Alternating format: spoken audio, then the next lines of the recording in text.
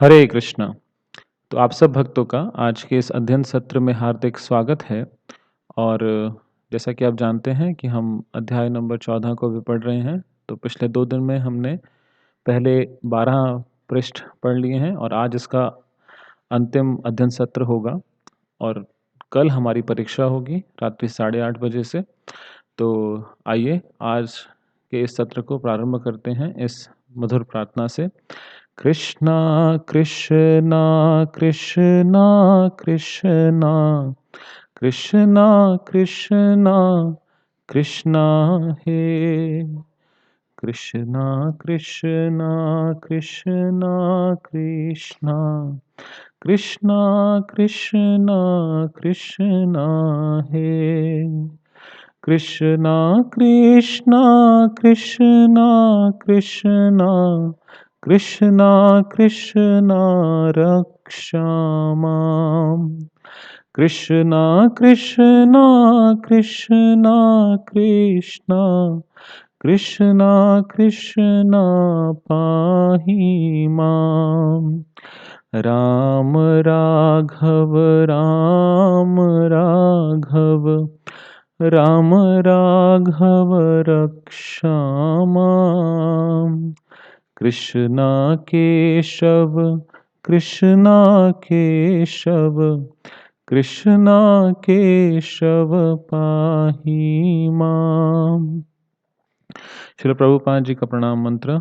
नमः ओम विष्णुपादाय कृष्णपृष्ठाय भूतले श्रीमते भक्ति वेदांत स्वामिन इति नामिने नमस्ते सारस्वते देवे गौरवाणी प्रचारिणे निर्विशेषा शून्यवादी पाश्चात्य देशातारिणे हरे कृष्णा कृष्णा कृष्णा हरे हरे हरे राम राम राम हरे हरे। तो जैसा कि हमने कल पढ़ा था कि ब्रह्मा जी भगवान कृष्ण से प्रार्थना कर रहे हैं। और कल के जो अध्याय था, जो डिस्कशन था, उसमें हमने देखा था कि अंत में ब्रह्मा जी कहते हैं कि आप मुझ पर ऐसी कृपा करिए कि मैं क्या करूं, मुझे अगले जन्म में मुझे एक सम्मानित व्यक्ति की पोस्ट डिजिग्नेशन नहीं चाहिए, उपाधि नहीं चाहिए। मुझे ये चाहिए कि मैं आपका भक्त मानने का मुझे सौभाग्य प्राप्त हो। और फाइनली वो ये कहते हैं कि मुझे भविष्य में इस वृंदावन की इस स्थली में जन्म लेने का सुअवसर प्राप्त हो।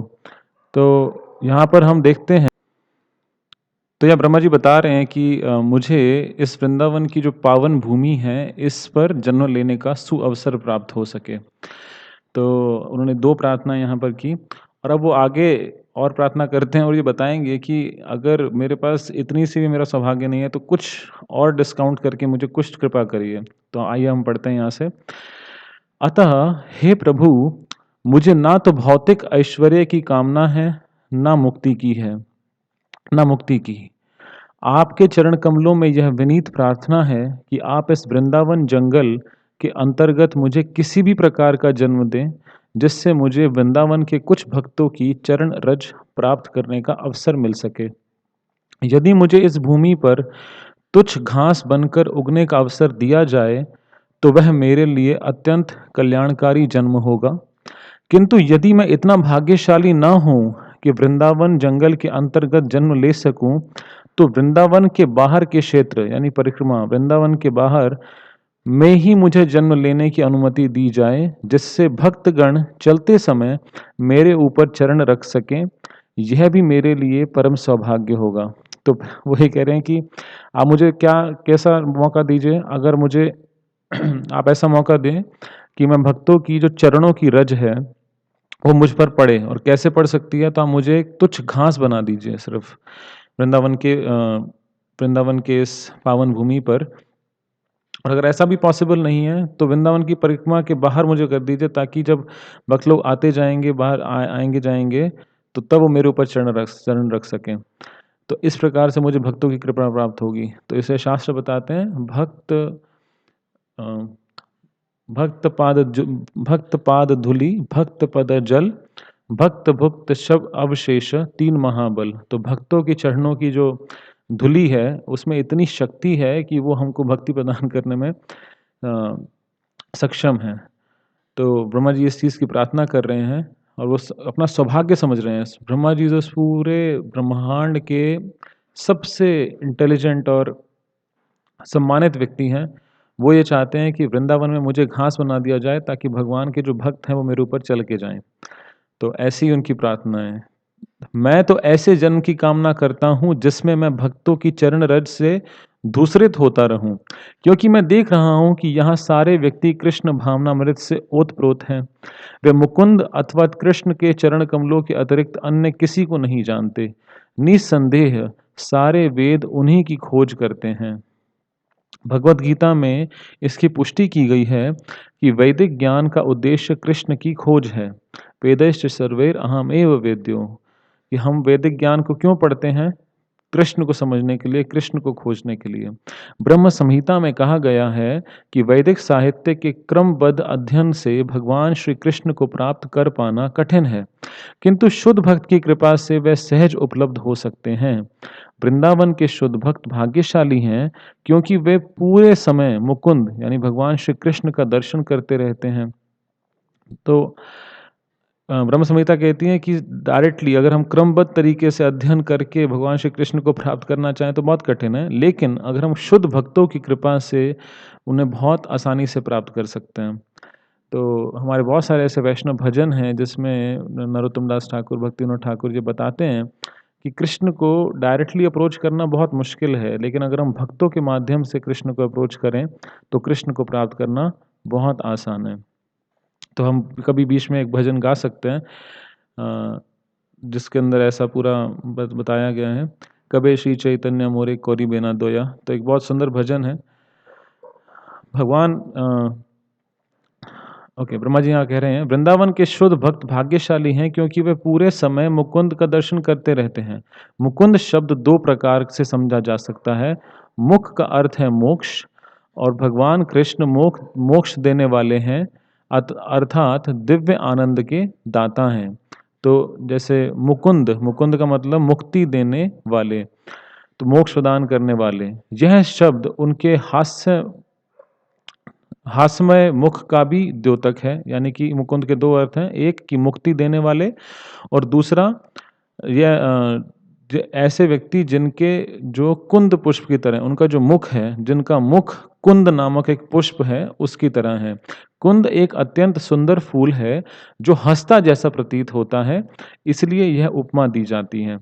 तो मुकुंद के दो अर्थ हुए, एक तो मुक्ति देने वाले, और दूसरा जिनका मुख कुंद कुंद पुष्प या कुंद फ्लावर के समान है। वृंदावन के विशुद्ध भक्तों तथा अन्य भक्तों में यही अंतर है कि वृंदावन के वासियों में कृष्ण के सानिध्य के अतिरिक्त कोई अन्य कामना नहीं रहती। कृष्ण भक्तों पर निरंतर दयालु होने के कारण उनकी इच्छाओं को पूरा करते हैं, और चूंकि वे कृष्ण का निरंतर साहचर्य चाहते हैं, इसलिए भगवान इसके लिए सदा तैयार रहते हैं। वृंदावन के भक्त स्वाभाविक प्रेमी भी हैं। उन्हें विधि विधानों के पालन करने की आवश्यकता नहीं पड़ती, क्योंकि उनमें पहले से ही कृष्ण के लिए दिव्य प्रेम विकसित रहता है। इन विधि विधानों की आवश्यकता उन लोगों को पड़ती है जिन्होंने इस स्वाभाविक प्रेम की स्थिति प्राप्त नहीं की है। ब्रह्मा भी भगवान के भक्त हैं, किंतु वे एक सामान्य भक्त हैं जिन्हें विधि विधानों का पालन करना होता है। वे कृष्ण से प्रार्थना करते हैं कि उन्हें वृंदावन में जन्म लेने का अवसर प्राप्त हो, जिससे वे सहज प्रेम की स्थिति को प्राप्त कर सकें। तो जो वृंदावन के वासी हैं, उनके उनके हृदय में भगवान के प्रति स्वाभाविक प्रेम है, और वो विधि विधानों का उन्हें पालन करने की आवश्यकता नहीं पड़ती। लेकिन जो ऑर्डिनरी डिवोटीज हैं, जो नॉर्मल डिवोटीज हैं, हमको विधि विधानों का पालन करने की आवश्यकता पड़ती है। हमें सुबह जल्दी उठना, भगवान के नामों का जप करना, ये हमारे लिए एक तपस्या है। लेकिन वृंदावन के भक्तों के लिए भगवान का गुणगान करना, भगवान के साथ उनके बारे में चिंतन करना, भगवान के बारे में हमेशा उनका स्मरण करते रहना, ये उनकी दिनचर्या का एक पार्ट है, स्वाभाविक प्रेम है उनके हृदय में। तो इसलिए ब्रह्मा जी प्रार्थना कर रहे हैं कि आप मुझे ऐसा अपॉर्च्युनिटी दीजिए, अवसर दीजिए जिससे मैं वृंदावन के अंदर जन्म ले सकूं। ब्रह्मा ने आगे कहा, हे भगवान, कभी-कभी मैं शंकित हो जाता हूँ कि आप इन वृंदावन वासियों की भक्ति से किस प्रकार उऋण हो सकेंगे। यद्यपि मैं जानता हूँ कि आप समस्त आशीषों के परम स्रोत हैं, किंतु मैं यह सोचकर आशंका में पड़ जाता हूँ कि आप वृंदावन के वासियों की जितनी सेवाएं प्राप्त कर रहे हैं, उनसे किस प्रकार ऋण हो सकेंगे, यानी कि उनका ऋण कैसे उतार पाएंगे। मैं सोचता हूँ कि आप कितने दयालु, कितने उदार हैं कि पूतना भी, जो अत्यंत वात्सल्यमयी माता का वेश धारण करके आपको ठगने आई थी, मोक्ष तथा असली माता का पद प्राप्त कर सकी। उसी कुल के अन्य असुरों यथा अघासुर तथा बकासुर को भी मोक्ष मिला और वे आपको पा सके। ऐसी अवस्था में मुझे आश्चर्य हो रहा है। इन वृंदावन वासियों ने आपको अपना सर्वस्व, अपना शरीर, मन, प्रेम तथा घर, अपना धन दौलत अर्पित कर दिया है। उनकी हर वस्तु आपके काम में लाई जाती है। अतः उनके इस ऋण को आप किस प्रकार चुका सकेंगे? तो वो बता रहे हैं कि जब पूतना आपको मारने के लिए आई थी और उसके जो 2 भाई और थे अघासुर, बकासुर, उनको भी आपने मोक्ष प्रदान कर दिया। वो पूतना को मोक्ष क्या, उसको तो माता की स्थिति प्रदान कर दी। तो ये जो वृंदावन वासी हैं, जो उनका पूरा जीवन आपके लिए समर्पित है, उनका ऋण आप कैसे चुकाएँगे? आपने स्वयं को पहले ही पूतना को समर्पित कर दिया है। मेरे निश्चित धारणा है कि आप वृंदावन वासियों की प्रेम पूर्ण सेवा से कभी भी उऋण नहीं हो सकेंगे, उनके सदैव ऋणी बने रहेंगे। हे प्रभु, मैं जानता हूँ कि वृंदावन वासियों की सेवा सर्वोत्कृष्ट इसलिए है क्योंकि वे अपनी सारी भावनाओं को आपकी सेवा में हर समय रत रखते हैं। कहा जाता है कि भौतिक वस्तुओं तथा घर के प्रति आसक्ति का कारण मोह है, जिससे जीव इस संसार में बंध जाता है। किंतु ऐसा उन लोगों के साथ होता है जो कृष्ण भावना भावित नहीं होते। वृंदावन वासियों के साथ ऐसे अवरोध यथा घर बार की आसक्ति है ही नहीं। चूंकि उनकी आसक्ति आप में केंद्रित हो चुकी है, उनके घर मंदिर बन चुके हैं। क्योंकि आप वहां सदैव उपस्थित रहते हैं और चूंकि वे आपके लिए सब कुछ भूल चुके हैं, अतः उनके समक्ष कोई अवरोध नहीं रह गया है। कृष्ण भावना भावित व्यक्ति के लिए घर बार जैसी वस्तु का ना तो अवरोध है और ना ही कोई मोह। तो श्री प्रभुपाद जी यहाँ समझा रहे हैं कि जो वृंदावन के वासी हैं, उनको वो पूर्ण रूप से कृष्ण भावना भावित हैं, इसलिए उनको किसी प्रकार की कोई आसक्ति उनके लिए अवरोध नहीं बन सकती। क्योंकि उनका हर चीज़ में आसक्ति किसके प्रति है? उनकी आसक्ति आप में केंद्रित है, तो इसलिए उनका जो घर है वो मंदिर बन चुका है। उनके लिए सदैव आप हर वस्तु में वो उनका चिंतन हमेशा ये रहता है कि मैं किस प्रकार से हमेशा आपकी सेवा में, उनकी सारी भावनाएँ आपकी सेवा में हर समय रखते हैं। तो उनके लिए कोई मोह या आसक्ति जैसी कोई अवरोध नहीं है। मैं ये भी जानता हूँ कि एक नन्हे ग्वालबाल के रूप में आपका प्राकट्य कोई भौतिक क्रिया नहीं है। आप उनके प्रेम के प्रति अत्यधिक कृतज्ञ हैं और आप अपनी दिव्य उपस्थिति के द्वारा उन्हें अधिकाधिक प्रेमा भक्ति के लिए प्रेरित करने आए हैं। वृंदावन में भौतिक तथा आध्यात्मिक वस्तुओं में कोई अंतर नहीं है, क्योंकि प्रत्येक वस्तु आपकी सेवा में समर्पित है। हे भगवान, आपकी यह वृंदावन लीलाएं आपके भक्तों को प्रेरणा देने के लिए ही हैं। यदि कोई आपकी वृंदावन लीलाओं को ऐहिक मानता है, तो वह भ्रम में होगा। तो हम देखते हैं कि यहाँ पे एक बहुत अच्छी बात बताई गई कि वृंदावन में भौतिक तथा आध्यात्मिक वस्तुओं में कोई अंतर नहीं है। तो आध्यात्मिक और भौतिक वस्तुओं का डिफरेंस कैसे है? जब किसी वस्तु का प्रयोग भगवान की सेवा में किया जाए तो वो आध्यात्मिक है, और जब किसी वस्तु का प्रयोग अपनी इंद्र तृप्ति के लिए किया जाए तो वो क्या है? भौतिक है। तो एक भक्त के जीवन में कोई चीज़ भौतिक नहीं रह जाती। उसकी उसकी जीवन में हर वस्तु, चाहे वो उसकी संपत्ति हो, चाहे वो उसका घर हो, चाहे वो उसके परिवार वाले हों, वो हमेशा यही प्रयास करता है कि वो सभी लोगों को भगवान की सेवा में अनुरक्त करे, भगवान की सेवा में उनको एंगेज करे। तो इसीलिए स्पिरिचुअलिटी यानी कि आध्यात्मिक वस्तु और भौतिक वस्तु में किस चीज़ का अंतर है? केवल चेतना का अंतर है कि हम उसे किस चेतना से हम उसे प्रयोग कर रहे हैं।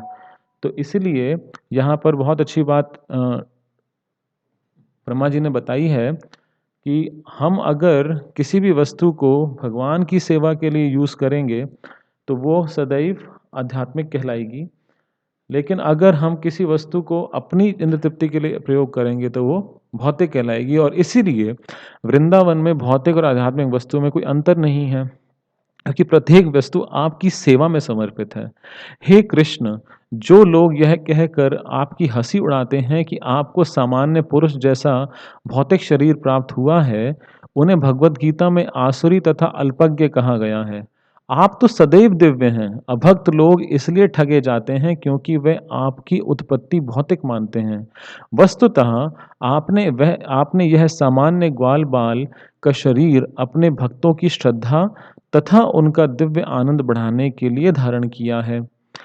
हे भगवान, मुझे उन लोगों के विषय में कुछ नहीं कहना जो यह विज्ञापित करते हैं कि उन्हें ईश्वर का साक्षात्कार हो चुका है या आपकी अनुभूति के कारण वे स्वयं ईश्वर बन गए हैं। किंतु जहाँ तक मेरा प्रश्न है, मैं यह स्पष्ट स्वीकार करता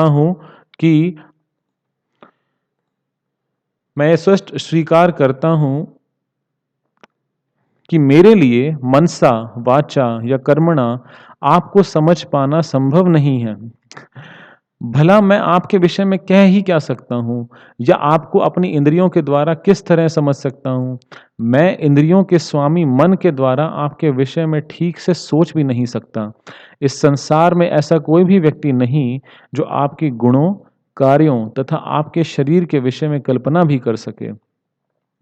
केवल आपकी कृपा से ही कोई कुछ हद तक जान सकता है कि आप क्या हैं। हे स्वामी, आप समस्त सृष्टि के परमेश्वर हैं। यद्यपि भ्रांतिवश कभी-कभी मैं अपने आप को इस ब्रह्मांड का स्वामी मान बैठता हूँ।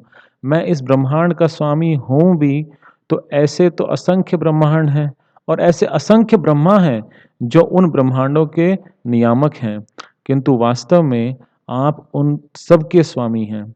प्रत्येक प्राणी के हृदय में परमात्मा स्वरूप रहकर आप हर बात जानते हैं, अतः आप मुझे अपनी शरण में ले लें। तो ब्रह्मा जी बहुत क्लियरली बता रहे हैं कि कभी-कभी मैं भी भ्रमित होकर ये सोच लेता हूँ कि मैं इस ब्रह्मांड का स्वामी हूँ, लेकिन ऐसे तो असंख्य ब्रह्मा हैं जो अपने आप को इतने सारे ब्रह्मांडों को भगवान ने अथॉरिटी दी है कि आप इस ब्रह्मांड की पूरी मैनेजमेंट आप देखिए।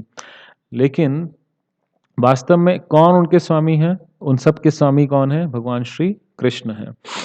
अतः आप मुझे अपनी शरण में ले लें। मुझे आशा है कि मैंने आपके ग्वाल-बालों तथा बछड़ों के साथ आपकी लीलाओं में जो व्यवधान डाला है, उसके लिए मुझे क्षमा कर देंगे। यदि अब आप मुझे आज्ञा दें, तो मैं चला जाऊँ, जिससे आप मेरी अनुपस्थिति में अपने मित्रों तथा बछड़ों के साथ आनंद भोग सकें। तो अभी तक ब्रह्मा जी ने देखा कि वो सारे ग्वाल-बाल जो थे, विष्णु स्वरूप उनका देखा उन्होंने और फिर वो सब गायब हो गए। भगवान के विस्तार जो थे वो वापस अप्रकट हो गए। तो अब भगवान से ब्रह्मा जी कह रहे हैं कि मैंने आपकी जो लीला है उसके अंदर ऑब्स्टेकल बना हूँ, मैंने उसके अंदर अड़चन डाली है। तो अब मैं जाना चाहता हूँ ताकि आप अपनी लीला को कंटिन्यू कर पाएँ, आनंद ले सकें अपने भक्तों के साथ। तो आप मुझे जाने की आज्ञा दीजिए। हे कृष्ण, आपका नाम ही यह बताता है कि आप सबों को आकर्षित करने वाले हैं। सूर्य तथा चंद्रमा का आकर्षण आपके ही कारण है। सूर्य के आकर्षण द्वारा आप यदुवंश का सौंदर्य प्रदान कर रहे हैं। चंद्रमा के आकर्षण के कारण आप भूमि, देवताओं, ब्राह्मणों, गायों तथा सागरों की शक्ति को बढ़ा रहे हैं। आपके परम आकर्षण के कारण ही कंस आदि असुरों का संहार हुआ। अतः मैं इस निष्कर्ष पर पहुंचा हूँ कि इस सृष्टि में आप ही एकमात्र पूजनीय विग्रह हैं। कृपया इस जगत के संहार तक मेरा सादर नमस्कार स्वीकार करें। जब तक इस जगत में सूर्य का प्रकाश है, तब तक मेरा विनीत प्रणाम स्वीकार करें। तो ब्रह्मा जी की कितनी विनम्रता हमको यहाँ पे दिखती है कि इतने बड़े व्यक्ति होकर भी वो इतने विनम्र हैं। तो एक्चुअली में रियलिटी ये है कि जो हमारे ब्रह्मांड के ब्रह्मा जी हैं, वो शुद्ध भक्त हैं। ऐसा नहीं होता हर बार कि ब्रह्मांड के जो ब्रह्मा जी हैं, वो बहुत एलिवेटेड पर्सनैलिटी होते हैं, लेकिन ज़रूरी नहीं होता कि वो शुद्ध भक्त हों। लेकिन जहाँ जो हमारे ब्रह्मा जी हैं, जिनके 4 मुख हैं, वो परम शुद्ध भक्त हैं और भगवान की लीलाओं में वो हेल्प भी करते हैं। तो इसलिए वो कह रहे हैं कि आप जब तक इस जगत में सूर्य का प्रकाश है, तब तक आप मेरा विनम्र विनीत प्रणाम स्वीकार करें। इस प्रकार इस ब्रह्मांड के स्वामी ब्रह्मा भगवान को सादर प्रणाम करके तथा उनकी 3 बार उनकी परिक्रमा कर लेने के बाद अपने धाम ब्रह्मलोक को जाने के लिए उद्यत हुए। भगवान ने संकेत द्वारा उन्हें वापस जाने की अनुमति दे दी।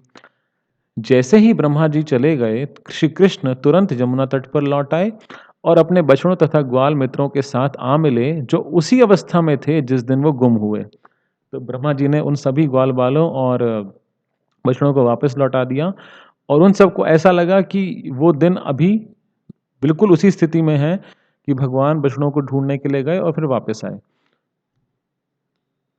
तो कृष्ण ने अपने मित्रों को यमुना तट पर कलेवा करते छोड़ा था और यद्यपि वे ठीक 1 वर्ष बाद लौटे थे, किंतु उन्हें लग रहा था कि वे 1 सेकंड यानी कि 1 क्षण में ही वापस आ गए। तो भगवान श्री कृष्ण गए थे बछड़ों को ढूंढने और 1 सेकंड बाद ही वापस आ गए। कृष्ण की विभिन्न शक्तियों तथा कार्यों की यही शैली है। भगवत गीता में कहा गया है कि कृष्ण स्वयं सबके हृदय में वास करते हैं और वे ही स्मृति तथा विस्मृति उत्पन्न करते हैं। अपनी स्वाभाविक स्थिति को स्मरण रखते हैं, जो कभी भूल जाते हैं। सॉरी, मैं गलत पढ़ गया। सारे जीवों का संचालन कृष्ण की परा प्रकृति द्वारा होता है और यह जीव कभी कभी अपनी स्वाभाविक स्थिति को स्मरण रखते हैं तो कभी भूल जाते हैं। तो भगवान से ही, कल भी हमने डिस्कस किया था, भगवान से ही स्मरण की शक्ति भी आती है और भूलने की, विस्मृति की भी शक्ति आती है। तो जो जीव हैं वो कभी अपनी स्वाभाविक स्थिति को स्मरण रख भी पाते हैं और कभी नहीं रख पाते हैं। उनके मित्र इस प्रकार से नियंत्रित होने के कारण यह ना जान पाए कि श्री कृष्ण 1 वर्ष तक यमुना के तट से दूर रहे और ब्रह्मा की माया के वश में थे। और वो लोग जो, मतलब जो ग्वाल बाल थे, वो ब्रह्मा जी के माया के वश में थे। जब वे बालकों के समक्ष प्रकट हुए तो उन्होंने समझा कि कृष्ण 1 मिनट के भीतर लौट आए। वह यह सोचकर हंसने लगे कि कृष्ण कलेवा के समय भी उनका साथ नहीं छोड़ना चाह रहे थे। तो उन्हें लगा कि भगवान गए तो थे बछड़ों को ढूंढने, लेकिन वो कलेवा के समय उनको छोड़ना नहीं चाह रहे थे, तो फिर इमीडिएटली वापस भी आ गए। वे अत्यंत प्रसन्न थे, अतः उन्होंने कृष्ण को बुलाया। हे कृष्ण, तुम इतनी जल्दी लौट आए? ठीक है, अभी तो हमने कलेवा करना शुरू भी नहीं किया, एक भी कौर नहीं खाया, तो एक भी टुकड़ा निवाला नहीं खाया, तो आप आ गए। आओ और हमारे साथ कलेवा करो। कृष्ण हंसे और उनका आमंत्रण स्वीकार कर मित्रों की मंडली का आनंद लूटने लगे। कलेवा करते समय कृष्ण सोच रहे थे, ये बालक सोच रहे हैं कि मैं 1 क्षण में लौट आया हूँ, किंतु ये नहीं जानते कि मैं विगत 1 वर्ष से ब्रह्मा के माया कर्मों में लग रहा हूँ। तो भगवान अंदर से सोच रहे हैं कि इनको कुछ आइडिया नहीं है कि क्या हुआ है, बट पिछले 1 साल से मैं ही विस्तार करके पूरी लीला कर रहा था। कलेवा समाप्त करके कृष्ण तथा उनके मित्र बछड़ों के सहित अपने घर वृंदावन वापस आने लगे। घर आते समय उन्होंने विशाल सर्प रूप में अघासुर के मृत कंकाल को देखा। जब कृष्ण ब्रजभूमि लौट आए तो वृंदावन के समस्त वासियों ने उन्हें देखा। वे अपने मुकुट में मोर पंख लगाए थे और वह वन फूलों से सजा हुआ था। उन्होंने फूलों की मालाएं भी पहन रखी थीं और गोवर्धन पर्वत की गुफाओं से एकत्र किए गए विविध रंगीन खनिजों से शरीर को रंग रखा था। गोवर्धन पर्वत प्राकृतिक लाल रंगों का सदैव से प्रदाता रहा है और कृष्ण तथा उनके मित्र इन रंगों से अपने शरीर को रंग रखा था। हर एक के पास भैंस के श्रृंग से बना एक बिगुल एक लकुट था, एक वंशी थी और हर एक अपने अपने बछड़ों को उनके नाम ले लेकर बुला रहा था। उन्हें कृष्ण के अद्भुत कार्यों पर इतना गर्व था कि जब वे गांव में प्रवेश कर रहे थे तो सबों ने कृष्ण का यशोगान किया। तो उन लोगों के हिसाब से तो अघासुर आज ही मरा है, बिकॉज उनको आइडिया नहीं था कि 1 साल बीत गया। तो जैसे ही वो वहाँ वृंदावन में उन्होंने प्रवेश किया तो उन्होंने सबने कृष्ण का जो यश का गुणगान करना शुरू किया। वृंदावन के समस्त गोपियों से सुंदर कृष्ण को गांव में घुसते देखा। बालकों ने सुंदर सुंदर गीत बनाए जिनमें इसका वर्णन था कि वे किस प्रकार भयंकर सर्प द्वारा निगल लिए जाने से बचाए गए थे और सर्प किस तरह मारा गया। कोई कृष्ण को यशोदा का पुत्र कहता था तो कोई नंद महाराज का।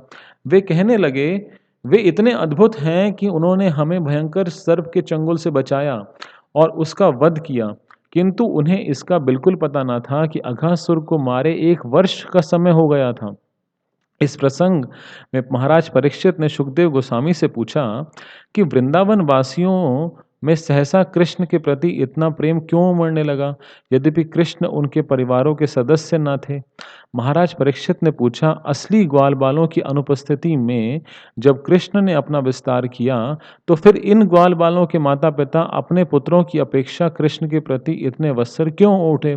तो हमने पिछले चैप्टर में देखा था कि 1 साल तक वो जो बलराम जी ने वो लीला देखी कि सारी गायें एकदम से गोवर्धन से नीचे भागती हुई आईं, तो ये क्यों हुआ? तो सुखदेव गोस्वामी से महाराज परीक्षित ने इसका उत्तर पूछा कि ऐसा क्यों हुआ। यही नहीं, गौएं भी इन बछड़ों के प्रति अपने निजी बछड़ों की अपेक्षा क्यों अधिक स्नेहिल हो गईं? सुखदेव गोस्वामी ने महाराज परीक्षित को बताया कि प्रत्येक जीव, इस बात को हमको बहुत ध्यानपूर्वक समझना चाहिए, अब आप थोड़ा सा ध्यान से सुनिए। सुखदेव गोस्वामी ने महाराज परीक्षित को बताया कि प्रत्येक जीव मूलतः अपने प्रति अत्यधिक आसक्त होता है। घर, परिवार, मित्र, देश, समाज, संपत्ति, ऐश्वर्य, यश जैसी बाह्य सामग्रियां जीव को प्रसन्न करने में केवल गौण है। यानी कि प्राइमरीली जो सबसे प्राइमोस्ट एक व्यक्ति की आसक्ति होती है, वो किससे होती है? अपने आप से होती है। प्रत्येक जीव मूलतः अपने प्रति अत्यधिक आसक्त होता है, और जो बाकी चीजें हैं, घर, परिवार, मित्र, देश, समाज, संपत्ति, ये सब उसके लिए गौण है, यानी सेकेंडरी हैं। ये सब इसलिए अच्छी लगती हैं क्योंकि इनसे सुख प्राप्त होता है। इसीलिए मनुष्य आत्म केंद्रित होता है। हम हर चीज को अपनी प्रसन्नता के लिए करते हैं, आत्म केंद्रित होता है, और शरीर तथा आत्म के प्रति वह पत्नी, संतान तथा मित्र जैसे परिजनों की अपेक्षा अधिक अनुरक्त रहता है। यदि किसी के ऊपर कोई आसन संकट, एकदम अकस्मात संकट आता है, तो वह पहले अपनी आत्म की रक्षा करता है। यानी कि अगर किसी के ऊपर कोई संकट आएगा, तो सबसे पहले वो किसकी रक्षा करेगा? अपनी रक्षा करेगा, और दूसरे की बाद में। यह स्वाभाविक भी है। इसका अर्थ यह हुआ कि वह अन्य किसी वस्तु की अपेक्षा अपने आप से प्रेम करता है। तत्पश्चात दूसरी वस्तु जो उसे स्वयं के बाद प्रिय होती है, वह उसका भौतिक शरीर है। जिस व्यक्ति को आत्मा के विषय में कुछ पता नहीं रहता, वह अपने शरीर के प्रति अत्यधिक आसक्त रहता है। यहाँ तक कि बुढ़ापे में भी वह अपने शरीर को कई कृत्रिम साधनों से बनाए रखना चाहता है, क्योंकि वह सोचता है कि उसका वृद्ध तथा जर्जर शरीर बचाया जा सकता है। बाबा जी बता रहे हैं, सुखदेव गोस्वामी बता रहे हैं कि सबसे पहली जो अटैचमेंट है उसको आत्म यानी अपने आप से है, और दूसरी अपने शरीर से। तो अपेक्षा अपने आप से आत्मा से प्रेम करता है, तत्पश्चात दूसरी वस्तु जो है उसको वो अपना भौतिक शरीर है, और इसीलिए हर व्यक्ति सबसे पहले अपने शरीर को बचाने का प्रयास करता है। और बता रहे हैं कि बुढ़ापे में भी वो कोशिश करता है कि अपने शरीर को किसी न किसी तरह से बचाया जाए। प्रत्येक व्यक्ति या तो देहात्म बुद्धि के कारण या आध्यात्मिक बोध के कारण अपने आप को आनंद प्रदान करने के लिए अहर्निशम श्रम करता है। तो आनंद प्राप्त करने के लिए एक व्यक्ति अहर्निशम मीन्स दिन रात श्रम करता है, मेहनत करता है। हम भौतिक वस्तुओं के प्रति इसलिए आसक्त रहते हैं क्योंकि वे इंद्रियों को या शरीर को सुख प्रदान करती हैं। इस शरीर के प्रति आसक्ति का एकमात्र कारण यही है कि इस शरीर के भीतर मैं अर्थात आत्मा है। इसी प्रकार जब मनुष्य और ऊपर उठ जाता है, यानी कि उसकी चेतना और विकसित होती है, तो वह समझने लगता है कि आत्मा प्रिय है क्योंकि कृष्ण का अंश है। तो बहुत इंपॉर्टेंट बात यहाँ बताई जा रही है कि क्यों आत्मा उसको वो समझने लगता है कि आत्मा प्रिय है, क्यों? क्योंकि वो कृष्ण का अंश है। अंततोगत्वा कृष्ण ही प्रिय एवं आकर्षण हैं। वे ही हर वस्तु की परम आत्मा है, और हमें यही जानकारी देने के लिए कृष्ण अवतरित होते हैं और बताते हैं कि वे समस्त आकर्षण के केंद्र हैं। कृष्ण का अंश बने बिना कुछ भी आकर्षक नहीं है। दृश्य जगत में जो भी आकर्षण है वह कृष्ण के कारण है। अतः कृष्ण समस्त आनंद के आगार हैं। आगार मतलब सागर, रिजर्वॉयर हैं। कृष्ण ही प्रत्येक वस्तु के सक्रिय तत्व हैं, और जितने परम सिद्ध आध्यात्मवादी हैं वे हर वस्तु को उन्हीं से संबंधित देखते हैं। चैतन्य चरितामृत में कहा गया है कि महाभागवत अर्थात अत्यंत सिद्ध भक्त कृष्ण को समस्त चराचर जीवों का सक्रिय तत्व मानता है। अतः वह इस दृश्य जगत की प्रत्येक वस्तु को कृष्ण से संबंधित देखता है। जिस भाग्यशाली व्यक्ति ने कृष्ण की शरण ग्रहण कर ली है, उसके लिए पहले से मुक्ति रखी है।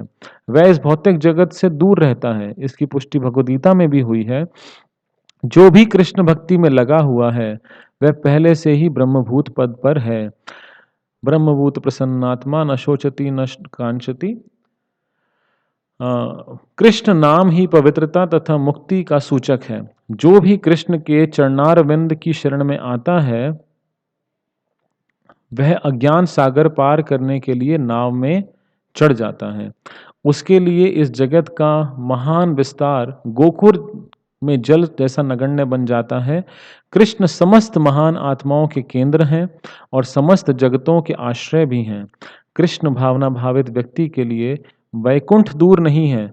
वह इस भौतिक जगत में नहीं रहता जहाँ पद पद पर संकट है। पदम पदम यत विपदाम न तेषाम। तो यहाँ पे बहुत अच्छी बात बता रहे हैं श्रील प्रभुपाद जी इस पूरे कॉन्टेक्स्ट के माध्यम से कि हमारा जो सबसे प्रिय व्यक्ति है, जो सबसे प्रिय हमको लगते हैं, वास्तविकता में भगवान श्री कृष्ण हैं। जैसे हमने कल ही बताया था कि जॉर्ज हैरिसन ने जब कृष्णा बुक का फॉरवर्ड लिखा, तो उन्होंने लिखा कि everybody is looking for Krishna. हर व्यक्ति कृष्ण को ढूंढ रहा है। कुछ लोग समझ पाते हैं और कुछ लोग नहीं समझ पाते हैं। तो इसीलिए हम सभी एक तरह से हर वस्तु में किसको ढूंढने का प्रयास कर रहे हैं? भगवान श्री कृष्ण को। हम बाकी सारी चीज़ें हमारे लिए सेकेंडरी हैं। भौतिक वस्तुओं से हमें सुख प्राप्त होता है, लेकिन जो प्राइमरी वस्तु जिसके प्रति हमको वास्तविकता में आकर्षण है, जो प्रेम है, वो कौन है? वो है कृष्ण। और इसलिए जो व्यक्ति कृष्ण भावना भावित होता है, उसके लिए ये सब चीज़ें क्या हो जाती हैं? सेकेंडरी हो जाती हैं। वो भगवान की शरण में जब वो जाता है, तो मुक्ति तो उसको ऑटोमैटिकली, वो तो उसके डोर पे आके नॉक करती है कि प्लीज़ एक्सेप्ट मी, मेरी मेरी सेवा ले लो। तो कृष्ण भावना भावित व्यक्ति के लिए वैकुंठ दूर नहीं है, क्योंकि उसके लिए वो जहाँ भी रहता है, यानी कि वो चाहे वो भौतिक जगत में रहे, बाह्य रूप से देखने से लगे कि भौतिक जगत में है, लेकिन वो व्यक्ति वास्तविकता में क्या है? वो मुक्त है। तो हम आगे पढ़ते हैं। इस प्रकार सुखदेव गोस्वामी ने परीक्षित महाराज से पूरी तरह से कृष्ण भावना अमृत या भक्ति की व्याख्या की। यहाँ तक कि सुखदेव जी से उन्हें भगवान ब्रह्मा के वक्तव्य तथा उनकी प्रार्थनाएं भी सुनाई। भगवान कृष्ण की ये बाल लीलाएं, बालकों के साथ क्रीड़ा करना, यमुना तट पर उनके साथ कलेवा करना तथा ब्रह्मा द्वारा उनकी स्तुति, ये सारी घटनाएं दिव्य हैं। जो कोई इन्हें सुनता है, पढ़ता है या इनका कीर्तन करता है, उसकी समस्त आध्यात्मिक इच्छाएं पूरी होती हैं। इस प्रकार वृंदावन में कृष्ण के बाल्यकाल की बलराम तथा ग्वाल बालों के साथ क्रीड़ा का वर्णन किया गया है। इस प्रकार लीला पुरुषोत्तम भगवान श्री कृष्ण के अंतर्गत ब्रह्मा द्वारा भगवान कृष्ण की स्तुति नामक 14वें अध्याय का भक्ति वेदांत तात्पर्य पूर्ण हुआ। तो आज इस अध्याय को हमने पूरा पढ़ लिया है। तो हम इसके ऊपर कल परीक्षा आपकी होगी। तो आप सबको इसकी हार्दिक शुभकामनाएं। शिला प्रभुपाद की जय। अनंत कोटि वैष्णव वृंद की जय। निताय गौर प्रेमानंदे। हरि हरि बोल।